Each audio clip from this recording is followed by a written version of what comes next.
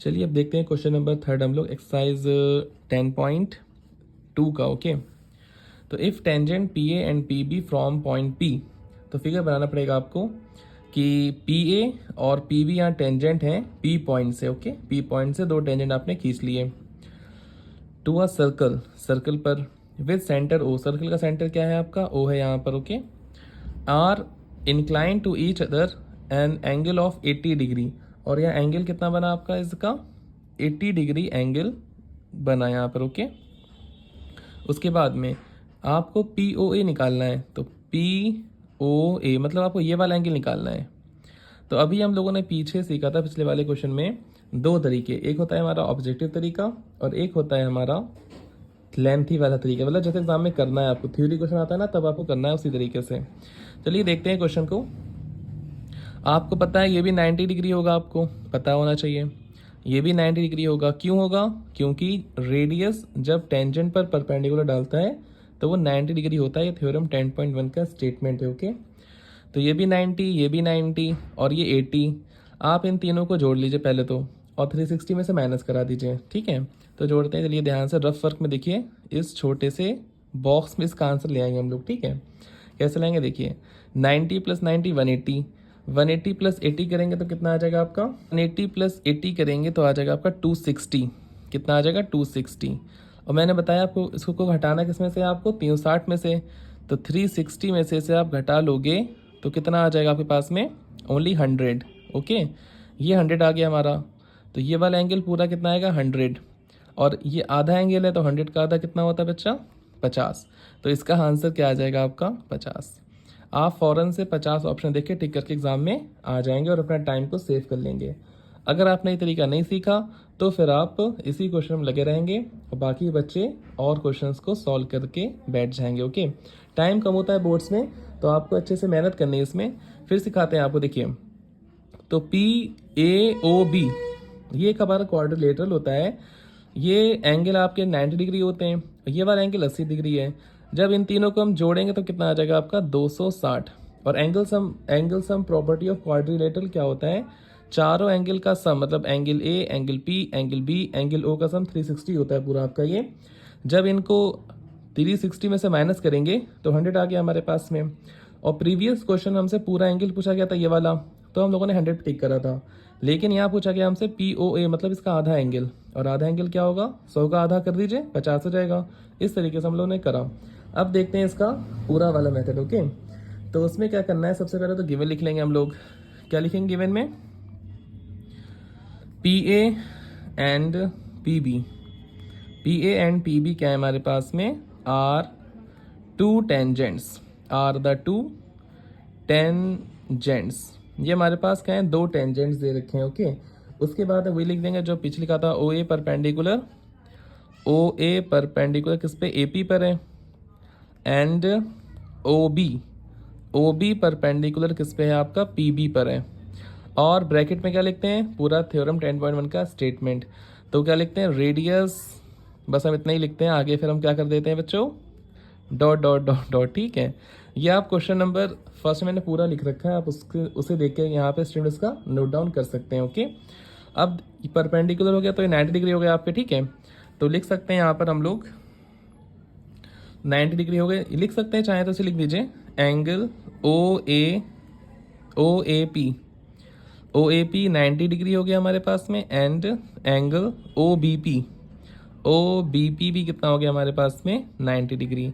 ये तो बताइए आपको, ए पी भी हमें क्या दे रखा है 80, तो लगा देंगे angle sum property of quadrilateral in quadrilateral A P B O में। ठीक है, तो लिख लेंगे यहाँ पे angle sum property of quadrilateral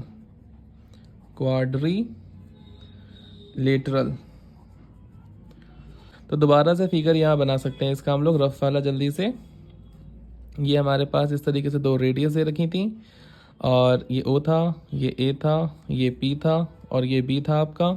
ये आपका दे रखा था 80 डिग्री, 80 डिग्री, आपको ये 90 था, ये भी 90 था आपका, 90, ये भी 90, आपको ओनली ये निकालना था। ठीक है, आधा वाला।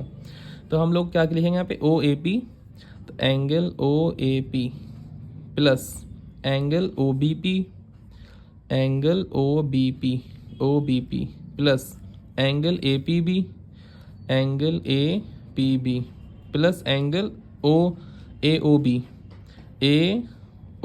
बी, इन चारों का सम कितना होता है 360 डिग्री। ये होती है angle sum property of quadrilateral. Okay, तो ओ ए पी कितना था 90 था आपका, ओ बी पी भी 90 था आपका, और ये आपका 80 दे रखा था, और प्लस में एंगल ए ओ बी तो निकालना ही है आपको इस क्वेश्चन में भी 360 इक्वल्स टू में।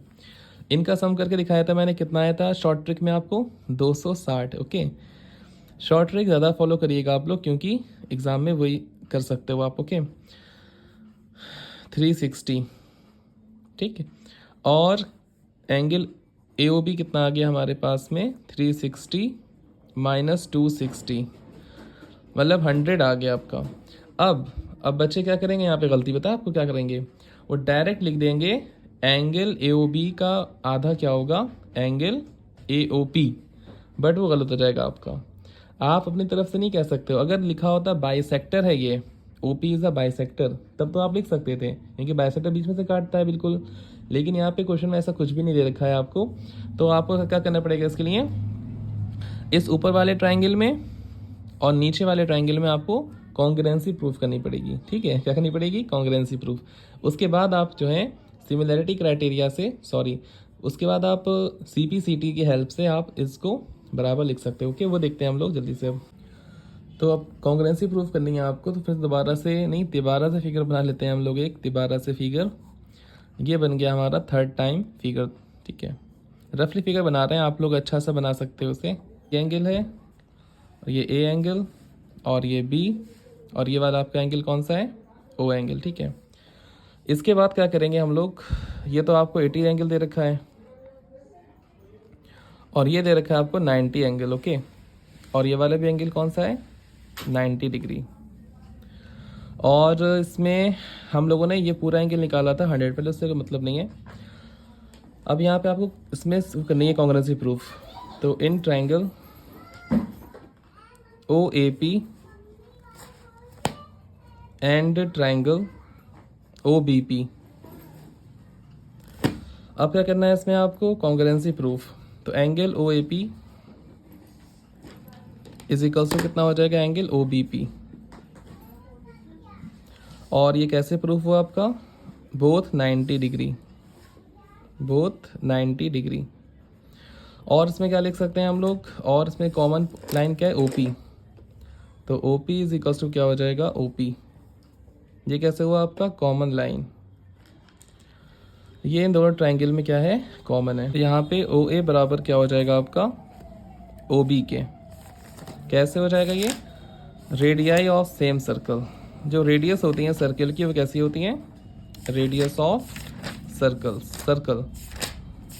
सर्कल की रेडियस सब क्या होती हैं एकदम सेम होती हैं। ओके, तो यहाँ लिख सकते हैं triangle OAP congruent to triangle OBP।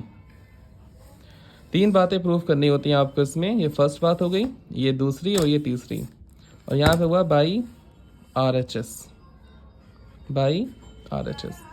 अब आपकी जब इसमें कॉन्ग्रुएंसी प्रूफ हो गई है तो आपको ये वाला एंगल और ये वाला एंगल कैसा हो जाएगा आपका सेम हो जाएगा। ओके, तो क्या लिख सकते हैं यहाँ पर एंगल AOP बराबर हो जाएगा एंगल BOP के। जब ये दोनों बराबर हो गए आपके, कैसे हुए CPCT से। ओके, CPCT की फुल फॉर्म क्या होती है, congruence part of similar triangles. ठीक, तो यहाँ पूरा एंगल हमारे पास कितना था, ये कितना आया था 100 डिग्री आया था आपका, तो 100 का हम लोग आधा कर सकते हैं यहाँ पर। तो एंगल AOP निकालना था आपको, AOP, तो एंगल AOB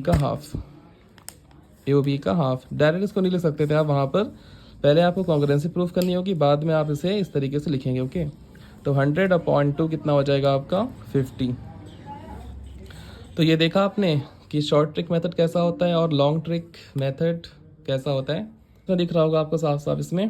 तो आपने देखा यहाँ पे कि शॉर्ट ट्रिक मेथड कैसा होता है और लॉन्ग ट्रिक। शॉर्ट ट्रिक में आप एक लाइन में उसका आंसर निकाल सकते हैं खाली ऑब्जेक्टिव्स के लिए, लेकिन अगर वही क्वेश्चन आपका शॉर्ट में या लॉन्ग में आता है बोर्ड्स में, तो आप उसे कैसे सॉल्व कर सकते हैं। सबसे पहले आपको इसमें ये नहीं कि डायरेक्ट आपने वहाँ पर 100 डिग्री लेकर आए थे ना आप AOB को, डायरेक्ट आपने 50 लिख दिया, वो गलत हो जाएगा फ़ौरन से। उसके लिए सबसे पहले इन दो ट्रायंगल में आपको कॉन्ग्रुएंसी प्रूफ करनी पड़ेगी, इन दो ट्रायंगल में। उसके बाद कॉन्ग्रुएंसी प्रूफ करने के बाद आप क्या लिख सकते हो, अपना ये स्टेटमेंट सिंपलिसिटी अकॉर्डिंग। उसके बाद जा कर के ये आप 50 आंसर लिखेंगे। ओके।